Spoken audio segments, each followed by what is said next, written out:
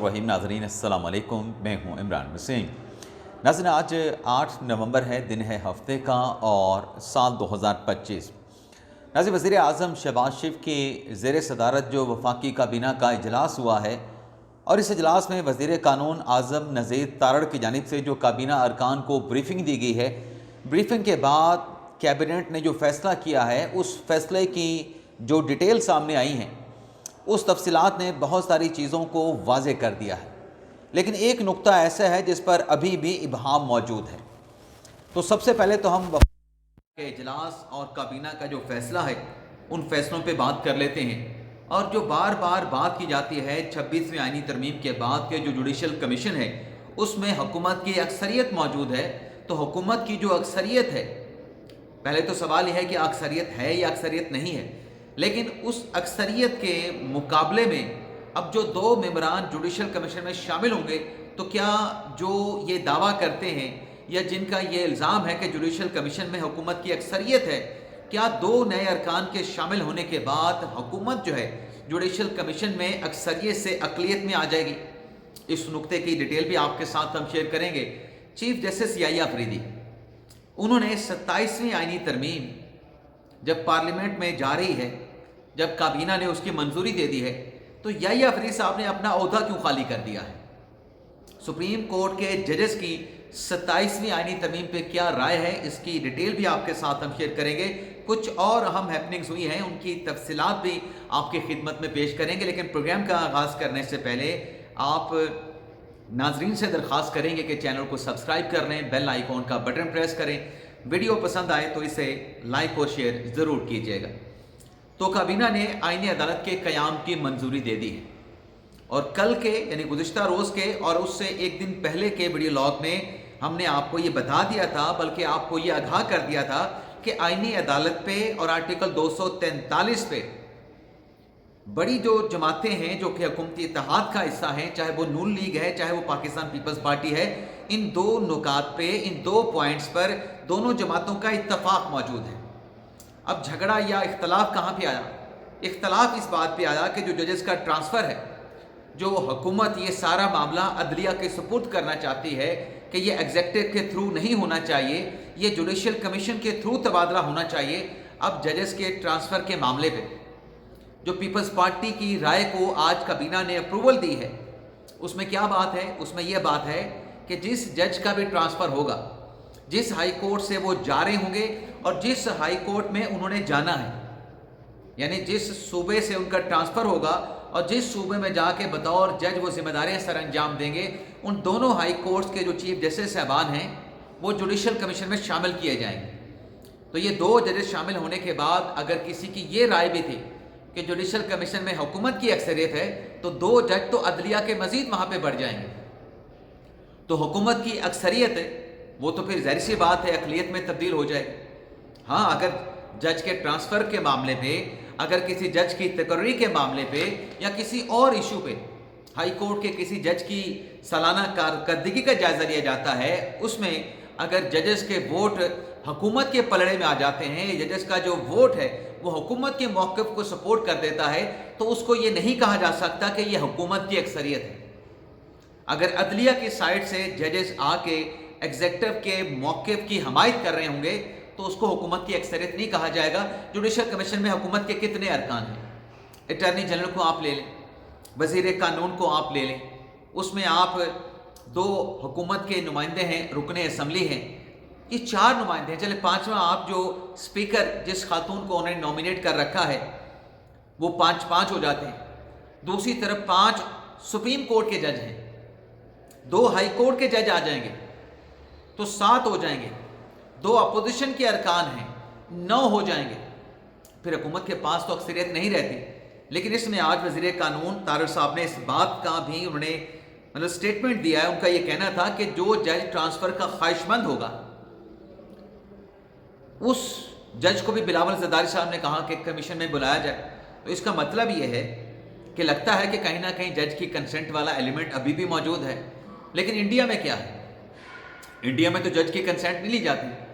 India में जजेस की सीनियरिटी लिस्ट एक है, जजेस का सीनियरिटी का जो पूल है वो यूनिफॉर्म है। वहाँ पे وہاں پہ تو کنسنٹ نہیں لی جاتی. تو یہ آئینی عدالت پہ بھی اتفاق ہو گیا, ججز کے ٹرانسفر کے نئے میکانزم پہ بھی اتفاق ہو گیا. اس کے ساتھ سینٹ کا الیکشن جو کہ 1 سال کے لیے تاخیر کا شکار ہوا, اور اس تاخیر میں وہ سینٹ کے ارکان جو کہ 1 سال جن کا ضائع ہو گیا لٹیگیشن میں, قانونی چارہ جوئی میں. اب ظاہر سی بات ہے کہ جن ارکان کا ٹینور 1 سال کا ضائع ہوا ہے, ٹینور تو 6 سال کا ہوتا ہے, تو وہ تو کہیں گے کہ ہمیں 6 سال پورے کروائے جائیں, لیکن ان کے 5 سال ہی پورے کروائے جائیں گے. اس کے بھی تارڑ صاحب نے, وزیر قانون نے وضاحت کر دی ہے کہ یہ اس لیے کیا گیا ہے کہ جو وقت ضائع ہوا ہے تاکہ جو سینٹ کے چیئرمین ڈپٹی چیئرمین کا جو الیکشن ہوتا ہے وہ ایک ساتھ ہو سکے. اب چیئرمین کی سینٹ کی اور ڈپٹی چیئرمین سینٹ کی جو میعاد ہے وہ 6 سال کی ہے. یہاں پر اگر جو ارکان اب سینٹ کے رکن منتخب ہوئے ہیں ان کا اگر 1 سال جو ضائع ہوا ہے ان کو مزید اگر ملے گا تو اس کا مطلب ہے کہ چیئرمین سینٹ کا اور ڈپٹی چیئرمین سینٹ کا جو الیکشن ہے وہ مزید آگے چلے جائے گا. اور دوسری اس میں جو بات کی گئی ہے, صوبوں میں جو کابینہ کی ریشو تھی اس شرح کو بڑھا کے 11 سے 13% کر دیا گیا ہے. صوبوں میں جو ایڈوائزر لگتے تھے جن کی تعداد 5 تھی, کانسٹیٹیوشن میں بتا دی گئی تھی, اب اس تعداد کو بڑھا کے 7 کر دیا گیا ہے. لیکن جو مین آرٹیکل ہے 243 جو کہ افواج پاکستان سے متعلق ہے, افواج پاکستان کے ڈھانچے سے متعلق ہے, ان کے فنکشنز کے فریم ورک سے متعلق ہے, اور جہاں پہ افواج پاکستان کا نام آ جاتا ہے وہاں پہ پھر ڈنڈا بھی نظر آنا شروع ہو جاتا ہے. تو حکومت نے تو پرپوزل شامل کر دیا آرٹیکل 243 کا, اس پہ اتحادی جماعتوں نے بھی حمایت کر دی, پیپلز پارٹی نے بھی حمایت کر دی. اور آج تارڑ صاحب نے کابینہ کے اجلاس کے بعد جو ایجنڈا اپروو کیا گیا ہے, جو کہ اب سے کچھ دیر کے بعد جب آپ پروگرام دیکھ رہے ہوں گے سینٹ میں پیش کیا جا چکا ہوگا, اب اس میں انہوں نے کلیئرٹی کے ساتھ تارڑ صاحب نے بیان کر دیا ہے کہ جو فیلڈ مارشل کا عہدہ ہے جو کہ 1973 کے آئین بننے سے پہلے آرمی ایکٹ میں موجود تھا, اب اس کا کانسٹیٹیوشن میں ذکر کیا جائے گا, اور یہ عہدہ فیلڈ مارشل کا تاحیات ہے. تاحیات یہ عہدہ ہونا چاہیے فیلڈ مارشل کا, لیکن ایک ابھی بھی ابہام موجود ہے. جہاں بہت ساری کلیئرٹی آ چکی ہے وہیں یہ ابہام اپنی جگہ پہ ابھی بھی موجود ہے کہ آرٹیکل 243 میں ترمیم کر کے کیا تینوں مسلح افواج میں کوارڈینیشن کو بہتر بنانے کے لیے, اور جو جنگ کی جو حیت تبدیل ہوئی ہے, جنگ کے جو خد و خال تبدیل ہوئے ہیں, جو حکمت عملی تبدیل ہوئی ہے جدید دور میں, کیونکہ نئی نئی ڈومینز آ گئی ہیں, تو تینوں مسلح افواج میں ہم آہنگی کے لیے جنگی منصوبہ بندی اور جارحیت کی صورت میں دشمن کو جواب دینے کے لیے نیا کوئی عہدہ تخلیق کیا جا رہا ہے, یہ ابہام ابھی موجود ہے. اس کی وضاحت وزیر قانون صاحب نے اپنی پریس کانفرنس میں نہیں کی ہے. البتہ انہوں نے یہ ضرور کہا ہے کہ جو ایم کیو ایم کا ایک پرپوزل تھا اور بیپ پارٹی کا جو پرپوزل تھا, جس میں ایک یہ ہے کہ بلدیاتی جو ادارے ہیں ان کو اسٹرینتھن کیا جائے اور اس سلسلے میں آرٹیکل 140A میں ترمیم کی جائے, اور باپ پارٹی کا پرپوزل یہ ہے کہ بلوچستان میں حلقے بہت بڑے ہیں, کئی 100 کلومیٹر پہ مشتمل ان کے حلقے ہیں, تو یہاں پہ ایٹ لیسٹ صوبائی اسمبلی کے جو حلقے ہیں, جو سیٹیں ہیں, جو نشستیں ہیں, ان کو بڑھایا جائے. اب جو آج بل 27ویں آئینی ترمیم کا پیش ہوگا, اس بل کے ساتھ جو بلدیاتی حکومتوں کو اسٹرینتھن کرنے کا ایم کیو ایم کا جو بل ہے جو کہ پینڈنگ پڑا ہے, اور بیپ پارٹی کا صوبائی اپنا بلوچستان کی صوبائی اسمبلی میں نشستیں بڑھانے کا جو بل ہے وہ بھی ایوان میں پیش کیا جائے گا. ان دونوں بلوں پر بھی 27ویں آئینی ترمیم کے ساتھ جو مشترکہ پارلیمانی کمیٹی بنے گی اس میں بحث کروائی جائے گی, اس میں ڈسکشن کی جائے گی. اور طارق صاحب نے بڑی کلیئرٹی کے ساتھ کہہ دیا ہے کہ جب یہ بل سینٹ کے ایوان میں پیش ہوگا یہ اوپن ٹو ڈسکشن ہوگا, مشترکہ پارلیمانی پارٹی میں بھی جائے گا لیکن ایوان میں بھی اس پہ ڈسکس ہو سکے گا. تو آج یہ بل حکومت سینٹ میں پیش کر چکی ہوگی جب آپ یہ پروگرام دیکھ رہے ہوں. لیکن آج اسی ترمیم کی منظوری کے پروسیس کے دوران ڈیولپمنٹ یہ ہونے جا رہی ہے. ویسے تو کل جب آئینی بینچ میں یہ 27ویں آئینی ترمیم کا نام لیے بغیر ذکر ہوا تو آئینی بینچ کے تو ججز نے, آپ یوں سمجھیں کہ کل جو ریمارکس انہوں نے دیے تھے, جو مکالمے آئینی بینچ کے ججز کے سامنے ٹھہرے وکیل فیصل صدیقی کے ساتھ ہوئے تھے, اس میں تو انہوں نے آئینی عدالت کا جو قیام ہے اس کی توثیق کر دی تھی کہ آئینی عدالت بن بھی جائے, ججز کا اختیار نہیں کم ہو سکتا. اور میری بھی یہی رائے ہے کہ ججز کے اختیارات جتنی مرضی آپ امینڈمنٹ کر لیں, ججز کے جوڈیشل ریویو کا, عدلیہ کے جوڈیشل ریویو کا اختیار جو ہے وہ ہر وقت عدلیہ کے پاس رہتا ہے, وہ چھینا نہیں جا سکتا. اب یحییٰ افریدی صاحب جب یہ 27ویں آئینی ترمیم پارلیمنٹ سے ناظرین پاس ہو رہی ہوگی, افریدی صاحب اپنا عہدہ چھوڑ دیں گے. بھائی کیوں چھوڑ دیں گے؟ اس لیے چھوڑ دیں گے کہ جو اپنی ترکی کی جو آئینی عدالت ہے، ترکی کی آئینی عدالت کا ایک ایونٹ وہاں پہ ہو رہا ہے، اس ایونٹ میں ترکی کی جانب سے چیف جسٹس آف پاکستان یحییٰ عفریدی صاحب کو اس تقریب میں شرکت کے لیے بلایا گیا ہے۔ عفریدی صاحب 12 نومبر کو یہاں سے روانہ ہوں گے اور 13 نومبر کو جو قائم مقام چیف جسٹس بنیں گے وہ منصور علی شاہ صاحب ہیں۔ منصور علی شاہ صاحب قائم مقام چیف جسٹس کا حلف اٹھائیں گے، یعنی 27ویں آئینی ترمیم کے دوران، ان کی منظوری کے دوران جو چیف جسٹس ہوگا سپریم کورٹ کا وہ منصور علی شاہ صاحب ہوں گے، چاہے قائم مقام ہی ہوں گے لیکن منصور علی شاہ صاحب ہوں گے، اور جو مستقل چیف جسٹس ہیں وہ ترکی کے دورے پہ ہوں گے۔ تو ایک یہ چیز بھی ہے کہ اتنی بڑی ہیپننگ جو کہ عدلیہ سے بھی جڑی ہے، اس کا چیف جسٹس اس 27ویں آئینی ترمیم کی منظوری کے پروسیس کے دوران پاکستان میں نہیں بلکہ ترکی میں موجود ہوگا۔ اب ناظرین آتے ہیں عمران خان صاحب کی بہن علیمہ خان اور عظمیٰ خان، جن کے آج ایک اور کیس میں وارنٹ جاری کر دیے گئے۔ یہ ناظرین اریسٹ آف وارنٹ جاری ہوئے ہیں ATC عدالت اسلام آباد سے، اور جو جج صاحب ہیں طاہر عباس سپرہ صاحب، دونوں بہنوں کو پیش نہ ہونے پہ جو ان کے خلاف 4 اکتوبر کا کیس ہے احتجاج کا،